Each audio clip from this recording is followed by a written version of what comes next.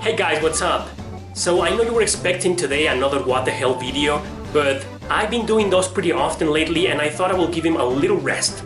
But don't worry, I'll still be making those videos. Now today I wanted to make something different and I want to talk about a console that I never talk about in my channel. I rarely talk about it because it has a very poor library when it comes to RPGs, and that is the Nintendo 64. Did you know that it is considered as one of the weakest consoles for RPGs in history of gaming? And I agree, it really is pathetic. But anyway, it's a great console with a lot of great games, but when it comes to RPGs, yeah. In case you didn't know, it doesn't even have 15 RPGs, and I'm talking internationally. I mean, including only in Japan titles, including every single RPG that came out for that console, there's not even 15, man! So today I want to show you every single RPG that was released for that console, of course with a North American release, so I'm focusing only on those. With that in mind, my friends, let's begin!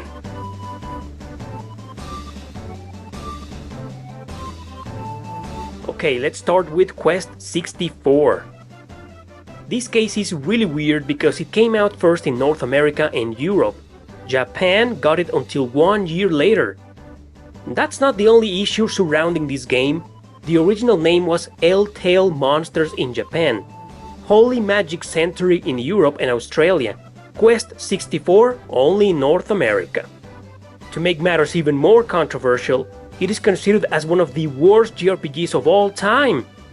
Developed by company Imagineer, who mainly does really unknown games, Quest 64, or whatever you wish to call it, is an action RPG focusing on an apprentice searching for his father. The battle system consists on real-time turn-based combat that involves the use of the 4 classic elements. To be honest with you, it isn't that bad, at least in my opinion. It's just mediocre. I guess for being one of the very few RPGs on the Nintendo 64, people expected more, so maybe that's why there's so much hatred towards it. Next is Hybrid Heaven. Developed by Konami, this game looks nothing like an RPG, but it is. It's an action game with shooter elements, with a very original battle system, as a matter of fact. Just like in the previous game, the combat is real-time, but actions are locked within a turn-based system with several different options to choose from in order to strategize your attacks. All this with an attack waiting bar. This gives the game a well-needed variety since, other than that, it's a little slow. It can get tedious at times, but all in all, I thought it was an interesting idea. There's a good story behind it, several characters to play as, and a style that obviously doesn't look like your usual JRPG at all. I'd say try this game out for yourself, just to satisfy your curiosity.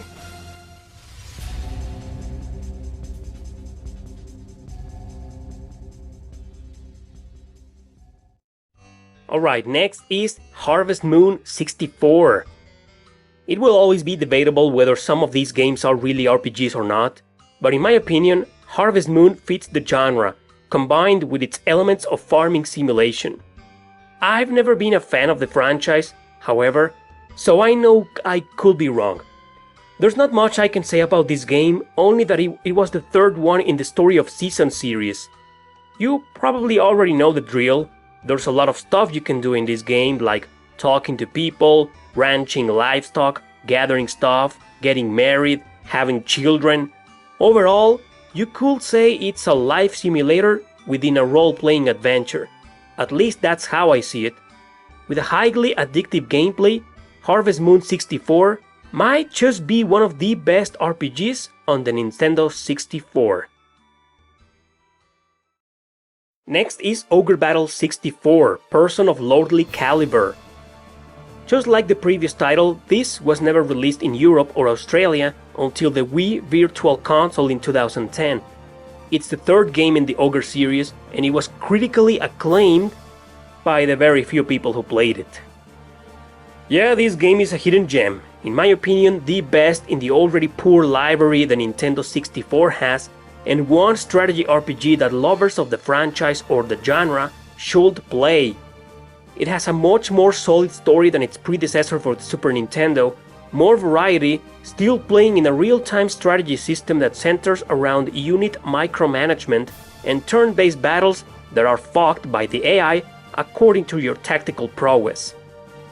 It's hard to believe a game like this was released outside Japan for a Nintendo console, especially since Quest, the developers, were already starting to work with Sony since 2 years before for the port of the first game to the PlayStation, later remaking the second game, Let Us Climb Together, for the PSP. So should we celebrate that this game made it at least to the Nintendo 64? Or should we be disappointed that it was released as an exclusive for it? You be the judge. Mega Man 64. Capcom Production Studio 2 is one of the 3 internal divisions of Capcom that focuses on creating games like Street Fighter, Marvel vs. Capcom, and Mega Man Legends, of course.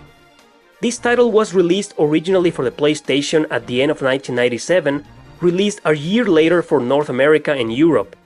But since most Mega Man games had been released for Nintendo systems, they wanted a piece of the Legends as well, especially since it was the very first Mega Man game to use 3D polygonal graphics. So they ported it to the Nintendo 64 and, of course, for its English release, the name was changed from Mega Man Legends to Mega Man 64. Now, unlike previous entries in the series, this was now an action RPG, in which you could go to towns, talk to people, level up, arrange status, develop weapons, armor, and items. Things you couldn't do before in any other Mega Man games.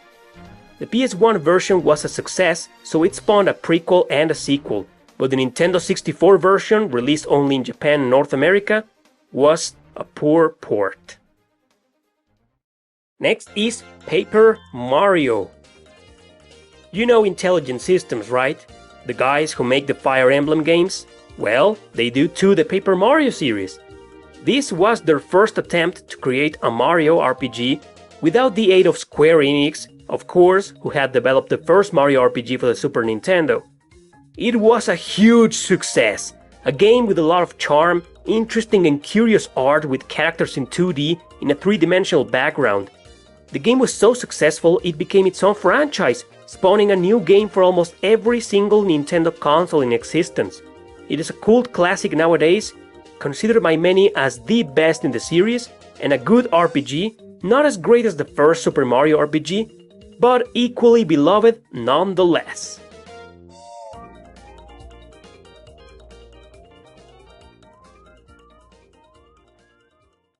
And finally, Aiden Chronicles: The First Mage.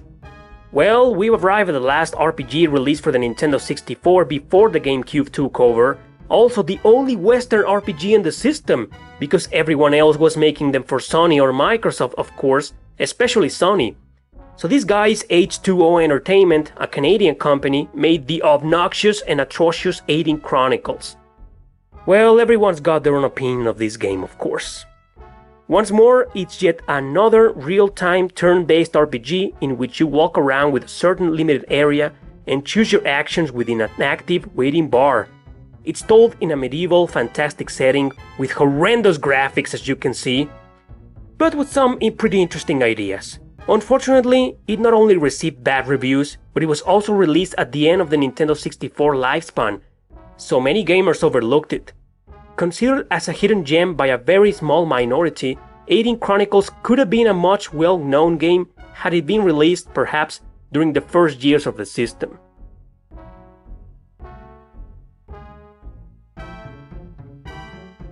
Now, for those who consider the Goemon games as RPGs, I don't of course, the only one I see with RPG elements is Mystical Ninja starring Goemon, released in 1997. There's also Gauntlet Legends, originally an arcade game, released in 1999, although it's just an action hack-and-slash title with very little RPG elements. Other than those, there are a few other titles with very few RPG elements as well, but I'm not including them on this list. So that's it, guys. That's the pathetic library of Nintendo 64 RPGs. I mean, even if I count only in Japan titles. There's only like 5 or 6 more. Trust me, I'm serious. There's not even 15 RPGs for this console. What the hell happened to it, right? What the hell happened to the Nintendo 64? But anyway, I didn't count, as you saw, the Zelda games or the Goemon games because I don't consider those games as RPGs. To me, they're more adventure games with slightly, very few RPG elements. The Pokemon games, for example, the Pokemon Stadium, those are not RPGs either. Those just strategy or turn-based games. There's not even a story in those games as far as I'm concerned, which is why I didn't include those. So that's it, guys. Thanks for watching. Don't forget to subscribe and share this video with your friends. See you next time.